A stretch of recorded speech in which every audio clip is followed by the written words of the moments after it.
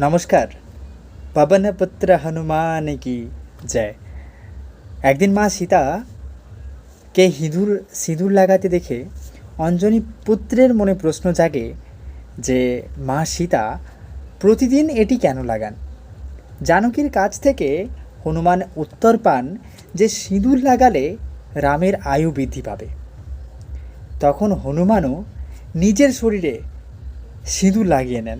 তার ধারণা এর ফলে রামের আয়ু বহুগুণ বৃদ্ধি পাবে। সিঁদুরের অপর নাম বজরং। সেই দিনের পর থেকেই হনুমানকে বজরং বালি নামে ডাকা শুরু হয়। ঠিক এই কারণে বজরং বালির পুজো নিবেদনের রীতি আমাদের প্রচলিত।